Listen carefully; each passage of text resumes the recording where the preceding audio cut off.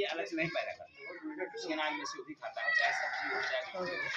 कभी कभी घर के आसपास लोग सब्जियां बोल लेते हैं तो वो तो जैविक मान लीजिए कभी छप्पर डाल दिया या थोड़े से खेत में लगा दिया, लौकी कद्दू का एक पौधा लगा दिया तो उससे जो पैदा होती है वो जैविक हो गई। खेत जहाँ आप पैदा करते हो वहाँ आपके खेत में डीएपी हो गया 50-60 साल से पड़ा है कि नहीं। तो अगर उस खेत में कोई भी चीज पैदा करोगे उसका अंश उस अनाज में आ जाएगा, निश्चित है आ जाएगा, ठीक है ना। तो हमें क्या करना है कि हमें अपने शरीर को देखो, हम खेती किस लिए करते हैं, खेती करते हैं हम अपने जीने के लिए, भाई हम जो पैदा होगा हम खाएंगे। तो अगर हम जहर खा के जीना चाहते हैं तो कितने दिन तक जिएंगे। पहले उम्र जो है 100 साल रहती थी, अब 80 साल हुई, अब 60 साल हुई, फिक्स हो गई है 60-70 के बीच में स्थिति डामाडोल हो रहा है इंसानों की, है कि नहीं। कैसे कोई न कोई रोग पकड़ लेते, जैसे डायबिटीज है, शुगर की बीमारी जिसे कहते हैं, हार्ट अटैक है। आप देखिए कोई आदमी अच्छा खासा चलता हुआ जा रहा है और पता चला कि क्या हुआ भैया, हार्ट अटैक हो गया।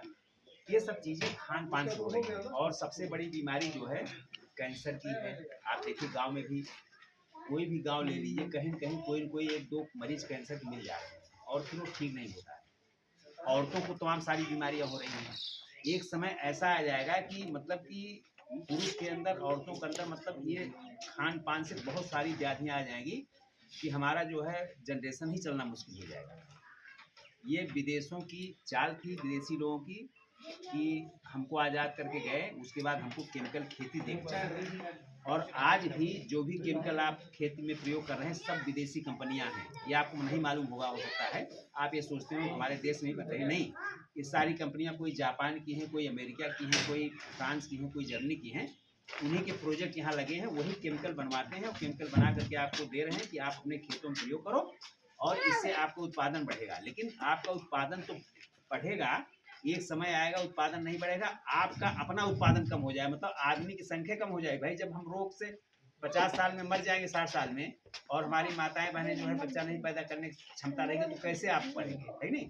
तो हमको इस पर जागरूक होने की जरूरत है। तो हमको इसके लिए प्राकृतिक खेती करने की आवश्यकता है। उस खेती में किसी प्रकार का कोई केमिकल नहीं लगता है, केवल देसी गाय का गोबर और देसी गाय का मूत्र से ही पूरी खेती हो जाती है। दो चीज इसमें और लगती है, थोड़ा सा ये भी हमारे किसानों के पास है। जब हम गन्ना पैदा कर रहे हैं तो हमारे पास गुड़ भी है कि नहीं। ये चारों चीजें आपके पास हैं। और एक गाय जो है देसी, वो 15 से 20 एकड़ से 30 एकड़ तक की खेती करती है। एक देसी गाय, सोच लीजिए कितनी इंपॉर्टेंट है, जिसको हम जो है पूरा जो है टहला रहे हैं कि वो दूध नहीं देती है। दूध आपकी मूल अवस्था नहीं है, आपका मेन है कि आप जो खेत में पैदा करो। अच्छा बताओ, केवल दूध से ही आप जो है जीवित रह सकते हैं? अगर आपको रोटी चावल दाल सब्जी न मिले, बताइए, नहीं जीवित रह सकते ना। तो हम केवल गाय को इसलिए उसको छोड़ दिए कि वो बहुत कम दूध देती है। लेकिन आज आप जान लीजिए, जिस गाय में दूध कम है देसी में, उसका गोबर और मूत्र खेती के लिए सबसे ज्यादा उत्तम है। ये भी आप बता दें, जैसे जर्सी गाय है, जर्सी गाय 50 लीटर दूध देती है, 20 लीटर देती, 30 लीटर, लेकिन उसका गोबर मूत्र उपयोगी नहीं है। मैंने हमारी देसी गाय, और देसी गाय में ऐसी ऐसी गाय हैं जो 40-40 लीटर दूध देती है, हमें आपको पता नहीं है। जैसे साहिवाल है, साहिवाल की क्षमता आप नहीं जानते हैं। अगर साहिवाल पंजाब में जो पाई जाती है, पंजाब प्रांत में पाकिस्तान बॉर्डर है, साहिवाल जहाँ ये नस्ल पैदा की जाती है वो पाकिस्तान से सटा हुआ है। तो समझिए ये नस्ल 40-40 लीटर दूध देने वाली है साहिवाल। तो बताओ देसी, ये भी तो अपने देश की है, इसमें कहाँ दूध कम है।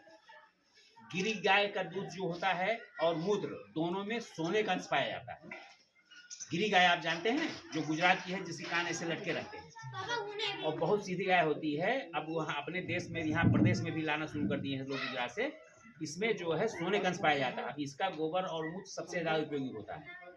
तो देसी गाय को हमको, एक अगर किसान हैं हम, तो एक देसी गाय केवल अपनी खेती के लिए पालें, भले वो दूध हमको कम दे, हम काम चला लेंगे। और देसी गाय का दूध और घी जो है अमृत के समान होता है, समझ रहे हैं नहीं, ये तो आप जानते ही हैं।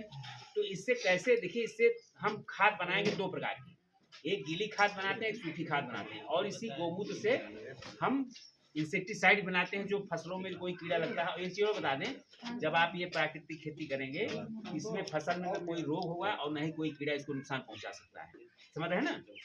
तो इन गायों को पाल करके आप इनके गोबर और मूत्र गोबर को आप इकट्ठा करना है, छाया में रखना है, अन्य गोबर से इसको अलग रखिए, और गोमूत्र को इकट्ठा कीजिए किसी ड्रम में। गोमूत्र इकट्ठा का तरीका क्या है कि आप चाहे एक ढाल बना लीजिए, अपने आप गोमूत्र जो है किसी गड्ढे बड्ढा बना लीजिए गौशाला में, इसमें न पानी जाना चाहिए न धूप जाना चाहिए। तो कोई एक गौशाला छोटी सी अपनी आपकी जैसे होगी जहाँ पर पशु वगैरह बांधते हैं, तो वहाँ गाय अलग से बांधेंगे तो उसका मूत्र अलग इकट्ठा हो जाए। या तो सुबह सुबह जब आपने गाय जिस गाय का गोमूत्र आप इकट्ठा करना चाहते हैं, उस गाय को सुबह जब आप चारा देने जाओगे तो रात में बैठी हुई गाय सुबह सबसे ज़्यादा पेशाब करती है, उसी समय आप इकट्ठा कर लीजिए और डाल दीजिए। मतलब एक ही बार इकट्ठा कर लो, कोई बात नहीं। बाकी जो गोमूत्र आपको गौशाला में मिल जाता है उसे आप अलग ड्रम रखो, क्योंकि उसमें पानी वानी की भी मात्रा मिल सकती है, क्योंकि चारा जब खाती है गाय तो कुछ न कुछ चारा पानी बाहर गिराएगी तो मूत्र के साथ वो भी उसी में चला जाता है, तो वो मूत्र ज़्यादा दिन तक ठहरेगा नहीं। लेकिन जो डायरेक्ट इकट्ठा किया हुआ मूत्र है वो बहुत दिन तक चलता है। इस तरह से हम गोमूत्र को एकदम इकट्ठा करें और गोबर को अलग इकट्ठा करें। कैसे खाद बनाएंगे चाहे तो आप नोट कर लीजिए। पहले हम बनाएंगे गीली खाद, लिखिए, जो लिख पढ़ सकते हैं लिख लें। उसका नाम है जीवामिट। जीवामिट बनाएंगे सबसे पहले। हमारी जो खाद है जीवामिट के नाम से जानी जाती है। इसमें क्या क्या चीज उपयोग करेंगे लिखिए। गोबर 10 किलो, लिख लीजिए, बोलते जा रहे हैं लिखते जाओ। गोबर में ही गाय का ही रहेगा, देसी आएगा। गोबर 10 किलो, मूत्र 10 लीटर, बैठ जाओ आप, मूत्र 10 लीटर, गुड़ 1 किलो, ठीक है, गुड़ 1 किलो, बेसन 1 किलो और 1 मुट्ठी बरगद के पेड़ के नीचे की मिट्टी या जंगल की। हाँ, जंगल नहीं, आपका बरगद हो या जंगल की कहीं, मतलब जहाँ पर कोई केमिकल ना प्रयोग किया गया हो। आप मेड़ की भी मिट्टी ले सकते हैं, जहाँ मेड़ तो आगे परमानेंट है, उस पर कोई DAP यूरिया नहीं रहता। तो इस तरह से ले करके और एक ड्रम होगा आपके पास 200 लीटर का, उसमें ये सारी चीज़ें मिला के डालना है। मतलब गोबर, अब सुन लीजिए, गोबर और मूत्र को आपस में इस तरह से मिला लीजिए उसमें ढीली न रह जाए, मिला के उसी ड्रम में डाल दीजिए। गुड़ को पानी में भिगो करके डाल दीजिए और बेसन को भी जैसे महिलाएं पकौड़ी बनाने के लिए बेसन फेंटती हैं, ऐसे फेंट करके उसमें डाल दीजिए, मिट्टी डाल दीजिए। उसके बाद इसमें पानी भर दीजिए। 200 लीटर का ड्रम अगर होगा, इतना ड्रम खाली रखिएगा, एक बित्ता, जिससे जो है इसमें उबाल आता है, उबाल आने से बाहर न गिर जाए। तो इस ड्रम में जो चीज़ें डाल दीजिए, उसके बाद एक बड़ा सा डंडा ले लीजिए, उस डंडे से इस तरह से 5 मिनट तक, लिख लिए, 5 मिनट तक सुबह और 5 मिनट शाम, इस डंडे से पूरे घोल को घुमाइए और एक सूती बोरी से ढक दीजिए। छाया में काम होना है, लिख लीजिए, सारा काम छाया में होना है, इसमें धूप नहीं लगनी है। 2 दिन में ये खाद तैयार हो जाएगी।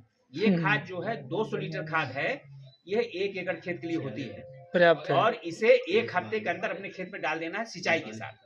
जब आप खेत में सिंचाई करते हैं तो इस खाद को चाहे जैसे डालें, उसी पानी के साथ इसको जाना है। अब आप तरीका अपना लो कैसे डालोगे। हाँ, उसी में डालते रहिए। और या तो एक ड्रम रख लीजिए छोटा सा, उसमें टोटी लगा लीजिए, उसमें भर दीजिए, अपने आप उसे खोल दीजिए। दूसरा तरीका है, खेत में जैसे मान ले आप किसी प्लाट में आप प्लाट वाइज पानी डालते हैं, मेड़ी डाल करके, एक प्लाट में पानी हो गया, एक मग्गा और बाल्टी लीजिए, उसको ले करके ऐसे